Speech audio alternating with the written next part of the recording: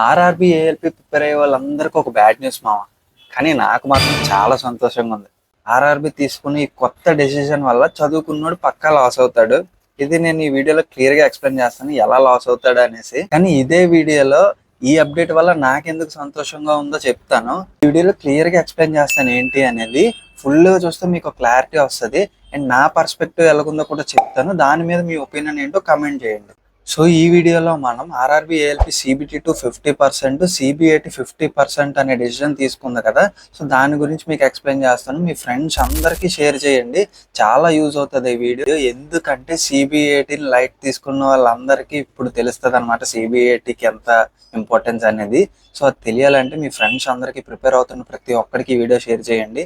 ఈ వీడియో నచ్చితే మాత్రమే లైక్ కొట్టండి, నచ్చకపోతే ఎందుకు నచ్చలేదని కమెంట్ చేయండి. సబ్స్క్రైబ్ చేసుకోండి. వీడియోలోకి వెళ్ళిపోదాం.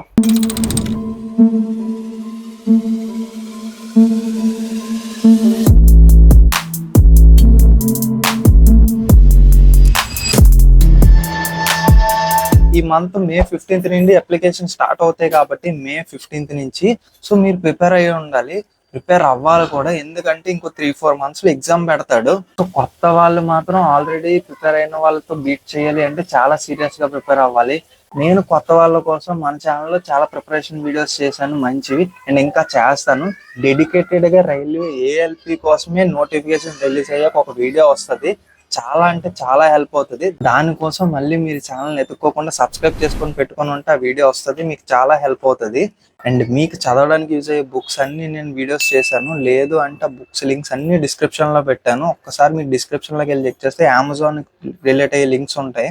సో అవి చెక్ చేయండి. లేదా మీకు తక్కువలో కావాలి అంటే ఓస్వాల్ ఉంటాయి, చాలా బాగుంటుంది. నేను ఎన్టీపీసీకి ఓస్వాల్ వాడతాను. సో అది మనకి మను10 అనే కూపన్ కోడ్ ఎంటర్ చేస్తే 10% ఫ్లాట్ డిస్కౌంట్ వస్తుంది అనమాట. ఒకసారి చెక్ చేయండి. ప్రైసెస్ కూడా రీజనబుల్ గానే ఉంటాయి. మంచి బుక్స్ ఉంటాయి అనమాట. యాప్టిట్యూడ్, రీజనింగ్, జీకే, ఎన్టీపీసీకి ఇవన్నీ మంచి బుక్స్ ఉంటాయి. ఒకసారి చెక్ చేయండి. సో ఈ వీడియో కొత్తగా ప్రిపేర్ అయ్యే వాళ్ళకి కూడా చిన్న బ్రీఫ్ ఇస్తాను అనమాట. ఏంటంటే నార్మల్ గా ఆర్ఆర్బి ఏఎల్పి మనం ఎగ్జామ్ రాసామంటే ఎగ్జామ్ ప్యాటర్న్ ఎలా ఉంటుంది అంటే సిబిటి 1 ఉంటది 75 మార్క్స్ కి. సో అది జస్ట్ క్వాలిఫైయింగ్ అంటే కట్ ఆఫ్ రీచ్ అవ్వాలి. అది రీచ్ అయిన వాడు సిబిటి 2కి వెళ్తాడు అనమాట. అంతే, దానికి మార్క్స్ దేంట్లోనే నీకు కలపడాలి ఇవేమి చేయడు. సిబిటి 2 అనేది డిసైడింగ్ ఫ్యాక్టర్. అందులో ఎలా ఉంటది, part A, part B. Part ఏలో ఏముంటది అంటే 100 మార్క్స్ కి నీకు aptitude, reasoning, basic science and engineering ఉంటాయి. పార్ట్ బిలో నీకు ట్రేడ్ ఉంటది. నువ్వు ఏ ట్రేడ్ అయితే సెలెక్ట్ చేసుకున్నావో అదే ట్రేడ్. అండ్ దీని తర్వాత సిబిఐటి ఉంటది అనమాట. అంటే సిబిటి 2 ఎవరైతే క్వాలిఫై అవుతారో, కట్ ఆఫ్ ఎవరైతే రీచ్ అవుతారో వాళ్ళని సిబిఐటికి పంపిస్తారు. సిబిఐటి అనేది ఒక సైకోమెట్రీ మెంటల్ ఎబిలిటీ. ఎలాంటిదంటే నీ పెర్ఫార్మెన్స్ ని చెక్ చేస్తుంది. అంటే నీ బ్రెయిన్ ఎంత యాక్టివ్ గా ఉందా అనేది చెక్ చేసే ఎగ్జామ్ అనమాట. సో నువ్వు సిబిఐటి ఒక్క బ్యాటరీ పోయినా సరే నీ మొత్తం అంతా పోయినట్టే. సో అన్ని బ్యాటరీలు 5 బ్యాటరీస్ ఉంటాయి. 5 బ్యాటరీస్ పాస్ అవ్వాలి.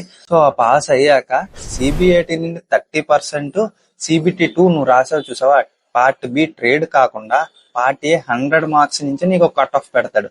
సో 100 కి ఎంత వచ్చిందో తీసి అందులో 70% అండ్ సిబిఐటిలోని 30% తీసి నీకు 100% అని చెప్పి నీకు ఒక ఫైనల్ కట్ ఆఫ్ ఇస్తాడు అనమాట. దీని తర్వాత మెడికల్, డివి ఇవన్నీ కామన్. సో ఇప్పుడు దీన్ని రైల్వే మార్చింది అనమాట. ఎలా మార్చింది అంటే సిబిటి 2లో పార్ట్ ఏ ఉంది కదా, 100 కి నీకు సపోజ్ 80 మార్క్స్ వచ్చాయి అంటే దాని నుండి నీకు 40 తీసుకుంటాడు, ఎందుకంటే 50% కాబట్టి. సో నీకు 40 మార్క్స్ ఇక్కడ వచ్చాయి. మిగతాది సిబిఐటిలో నుంచి నీ బ్యాటరీ టెస్ట్ అన్ని చేసి అప్పుడు మార్క్స్ తీసి అందులో నీకు సపోజ్ ఒక 300 మార్క్స్ వచ్చి లేదా 280 మార్క్స్ వచ్చి ఎన్ని వచ్చాయో దాంట్లో 50% హాఫ్ చేస్తాడు 140. ఈ రెండు కలిపి నీకు 100% అని చెప్పి నీకు ఒక స్కోర్ ఇస్తాడు. సో దీని వల్ల చదువుకునే వాడికి ఎందుకు లాస్ వస్తుంది అని నువ్వు నన్ను అడగచ్చు. క్లియర్ గా చెప్తాను. ఇదే మెయిన్ పాయింట్ అనమాట. ఏంటంటే అసలు సిబిఐటి రాయడానికి నీకు ప్రిపరేషన్ అవసరం లేదు. ఆ బ్యాటరీ ఏంటి, అది ఎలా అటెంప్ట్ చేయాలో తెలిస్తే చాలు. ఆ టైంకి నీ బ్రెయిన్ ఫంక్షన్ ఎలాగుంది, నువ్వు ఎంత క్విక్ గా రెస్పాండ్ అవుతున్నావు అంటే ఇప్పుడు సపోజ్ నీకు ఒక హెక్సాగన్ ఉంటుంది, ఒక బ్యాటరీలో హెక్సాగన్ ఉంటే లేదా 6, 9 అంటే ఒక నెంబర్ ఇచ్చేస్తాడు 1 2 3 4 5 6 ఇందులో ఎన్ని 6లు ఉన్నాయో అని అడుగుతాడు. నువ్వు 1 2 3 అలా పెట్టుకుంటే వెళ్ళాలి. నీకు లైన్ గా ఒక 60 క్వశ్చన్స్ కానీ 72 క్వశ్చన్స్ కానీ 96 క్వశ్చన్స్ కానీ అలా వచ్చేస్తాయి అనమాట. నువ్వు టక్క టక్క టక్క టక్క పెట్టుకొని వెళ్ళిపోవడమే.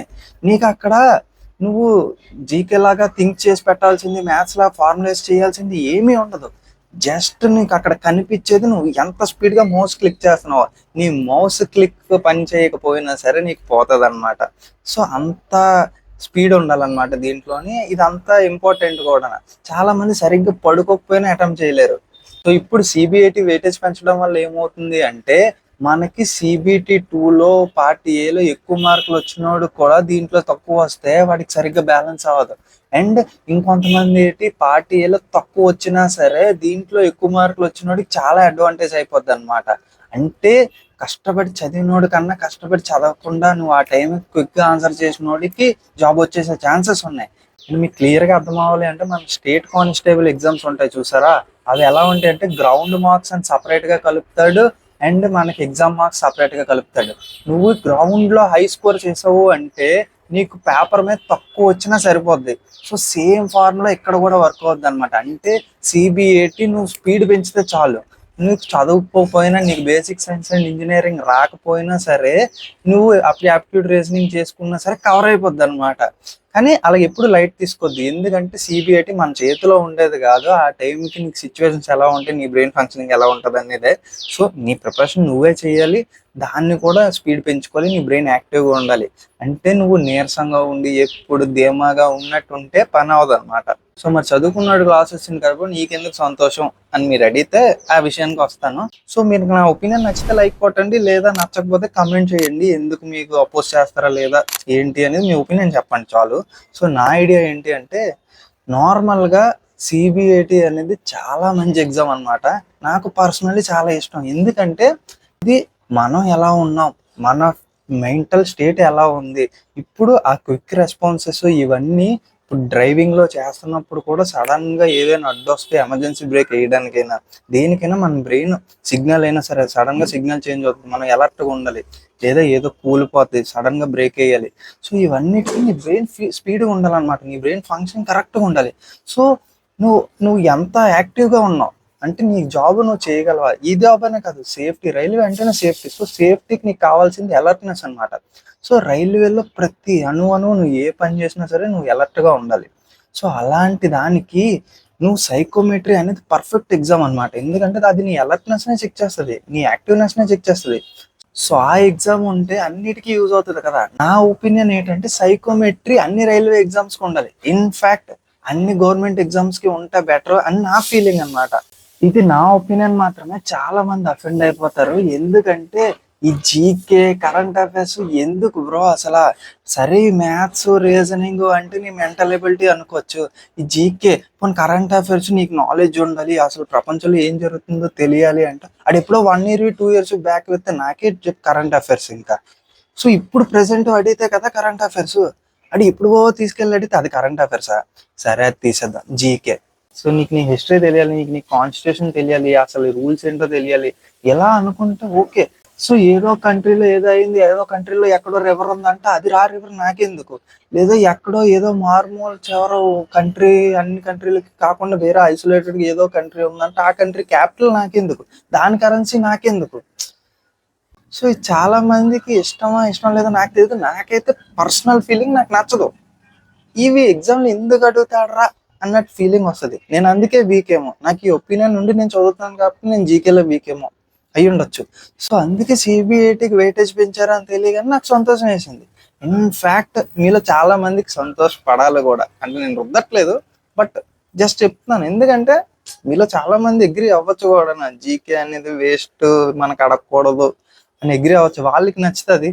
కానీ జీకే స్ట్రాంగ్ ఉండి జీకేని నమ్ముకొని మన పాలిటీ మనకు తెలియాలి, మన జోగ్రఫీ ఏంటో మనకు తెలియాలి, ఫిజికల్ ఫీచర్స్ తెలియాలి, ఇలా హిస్టరీ ఏంటో తెలియాలి, మన ప్రైడ్ ఇదంతా అని ఫీల్ అయిన వాళ్ళకి ఇది నచ్చకపోవచ్చు. సో ఎవరి ఇష్టం వాళ్ళది. సో ఎంతే ఈ వీడియోకి ఇది ఒక బిగ్ అప్డేట్ అనే చెప్పాలి. రైల్వే ఎల్పి ఆస్పిరెంట్స్కి మాత్రం సబ్స్క్రైబ్ చేసుకో, పేరు గుర్తుంది కదా, మనోజ్ జర్నీ. పో, సైనింగ్ ఆఫ్.